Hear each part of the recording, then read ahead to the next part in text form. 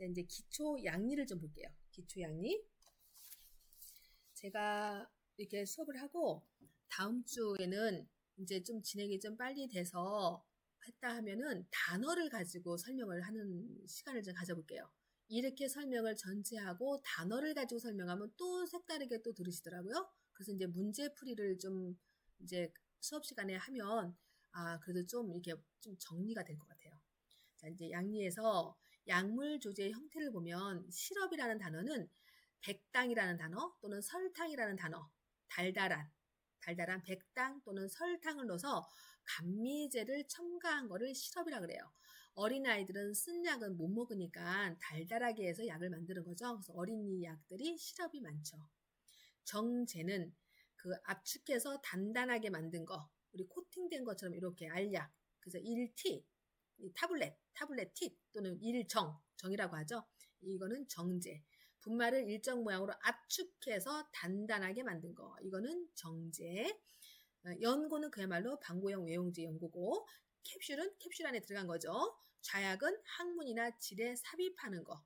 좌약 보관을 어디서 하느냐라고 물어보면 실온 보관이죠. 왜 실온 보관하느냐라고 물어보면 흡수를 돕기 위해서 실온 보관하시는 거예요.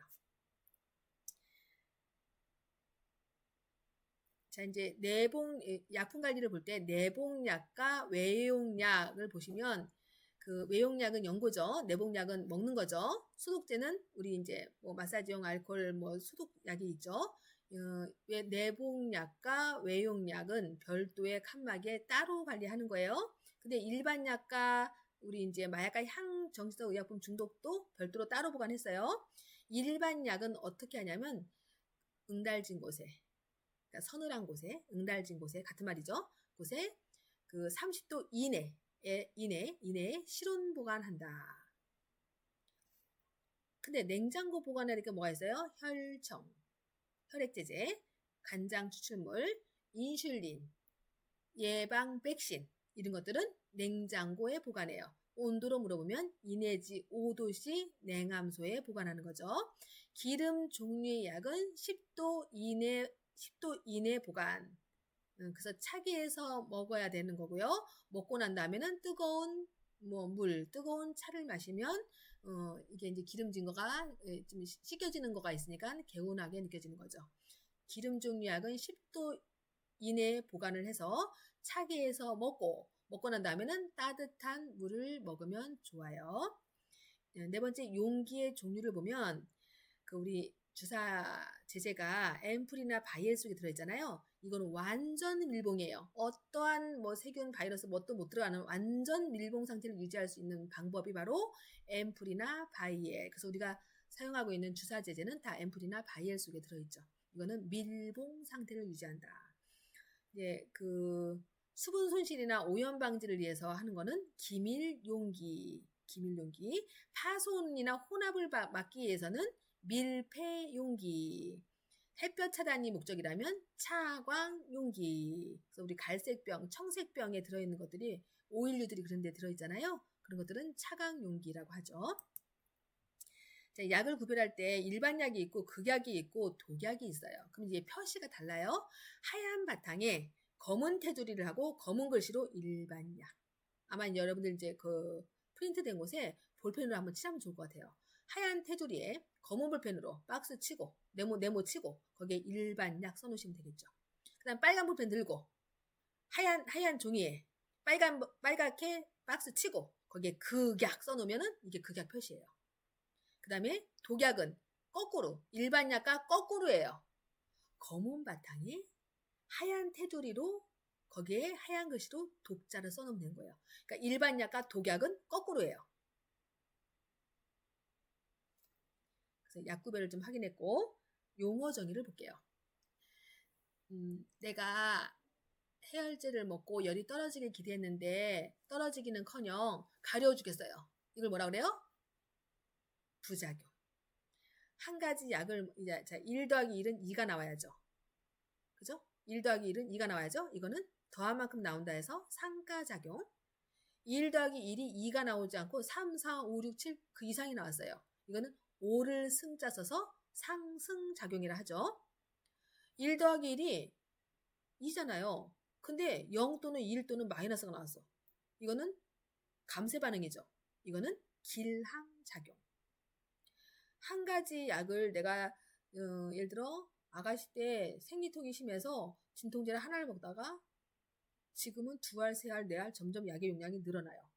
같은 효과인데 약의 용량이 점점 늘어나요. 이걸 뭐라 그래요? 내성. 이렇게.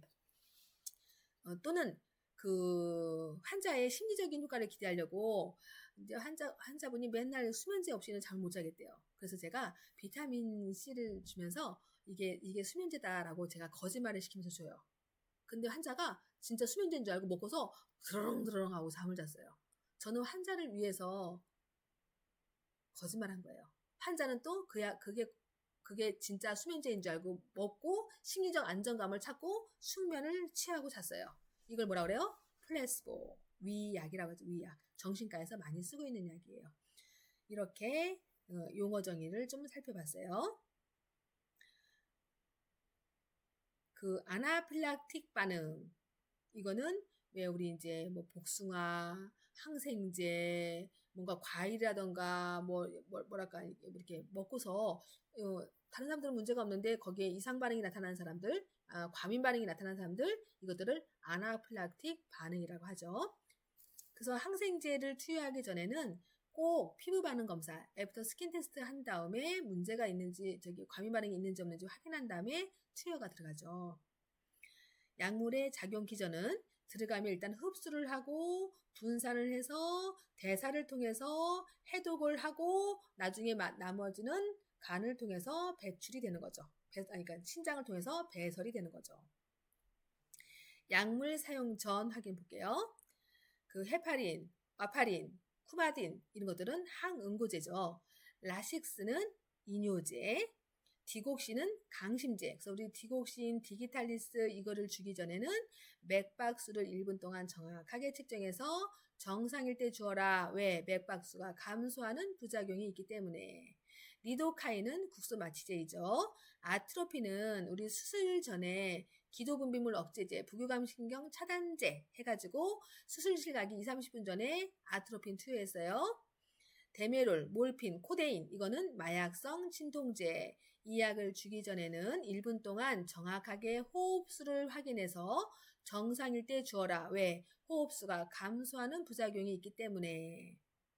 자, 에피네프린은 교감신경 자극제 또는 기관지 확장제로 많이 쓰고 있어요. 니트로글리세린은 항협심증제. 그래서 니트로글리세린을 줄 때는 설하투여. 어떤 환자에게? 협심증 환자에게 니트로글리세린, 설하투여. 자, 이렇게 해서 약물 사용을 좀 확인을 했고요. 우리 결핵약에 1차 약, 2차 약 나오는데 아까도 얘기했지만 그 스텝토마이신은 장기 복용하면 안 된다. 이유는 제8청신경에 장기 복용하면 문제가 되기 때문에 장기 복용하면 안 된다. 그래서 1차 약, 2차 약을 좀 구별을 해놨어요. 자, 이 약을 투여했는데 혹시 실수를 했다, 의문하는 일이 있다, 또 환자에게 어떤 부작용이 나타났다. 이럴 때는 즉시 간호사에게 보고해라. 상하체계에 물어보는 질문이 자주 나온다고 했어요. 약물 작용에 영향을 주는 요소를 물어본다면, 자, 약을 이제 예를 들어 약국에 그냥 간단하게 감기약을 사러 약국에 가가지고 약 좀 주세요. 누가 먹을 건데요? 저희 아들이요. 몇 살인데요? 네, 15살이요. 어리잖아요. 15살. 15살. 체중이 어떻게 돼요? 65kg요. 15살이는 어리다고 봤는데 체중이 높네. 그러면 약의 용량이 15살에 맞추는 게 아니라 체중이 크니까 약의 용량을 좀 더 늘리는 거죠. 이게 나이라던가 체중이라던가 이런 것들을 확인해서 약의 양이 달라지는 거예요. 자, 투여 용량 중에 적은 것부터 순서대로 나열한다 하면 한량, 사용량, 극량, 중동량, 내량, 최고치가 치사량이 되는 거죠. 적은 것부터 확인해 봤어요. 약을 줄 때 물약은 흔들어서 복용해야죠. 철분제제는 그냥 먹으면 안 되고 치아의 착색을 예방하기 위해서 빨대를 사용하죠. 니트로글리세린은 설화 투여하죠. 기름약은 차게 해서 먹고 먹은 다음에 따뜻한 차를 드리도록 했어요. 루골용액은 우유나 과일 주스와 함께 복용하는 게 좋다고 했어요. 혈중 농도 조절을 위해서 일정한 시간에 줘야 될 약이 뭐냐? 그러면 항생제, 항고혈압제, 인슐린, 항결핵제 이런 약들은 제 시간에 줘야 된다. 일정한 시간에 복용해야 될 약들이에요. 당뇨병 환자에게 저혈당 증상은 발한, 떨림, 어지러움, 두통, 의식저하 이런 증상들이 있으면 빨리 저혈당인데 뭘 줘야 돼요? 혈당을 높이게 달달한 주스, 사탕, 설탕물, 초콜릿, 포도당이라는 단어가 많이 나올 거예요. 이런 단어가 5가지 얘기했어요. 사탕, 초콜릿, 포도당, 주스, 설탕물 이런 것들 주는 거예요. 근데 거꾸로 당뇨병 환자가 고혈당이다. 그러면 안에서 인슐린을 제대로 정량을 못 만들었거나 제 역할을 못하는 불량이거나 그러면 어떻게 해요? 바깥에 넣어주면 되는 거죠. 인슐린 투여를 해주면 되겠죠. 고혈당일 때는 인슐린 투여, 저혈당일 때는 달달한 걸 주시면 되는 거예요. 마약과 향정신성 의약품은 이중잠금 장치 한다 그랬잖아요. 그래서 이중잠금 장치 하는 약물이 뭐냐라고 물어보면 마약, 극약, 아편, 독약 이런 단어들이 들어가면 되겠죠. 이제 부작용 중에 아까 철분제제는 치아 착색이 온다고 했잖아요. 근데 이제 강심제, 디기탈리스 이것들은 섬액이 온다고 했어요.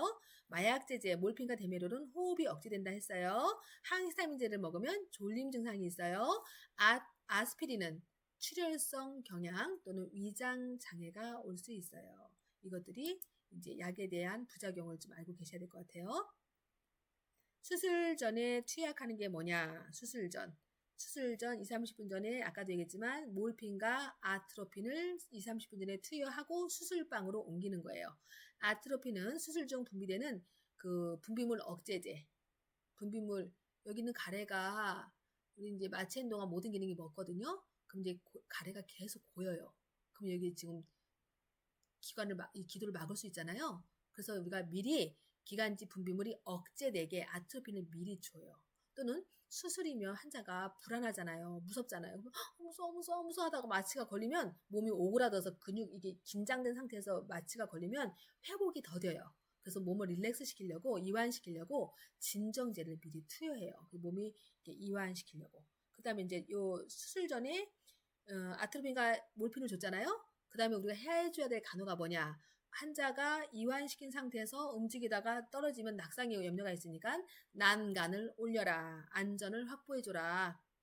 수술 전 아트로핀, 몰핀을 준 다음에 해야 될 간호는 난간을 올려서 안전을 확보해 주셔야 되는 거예요.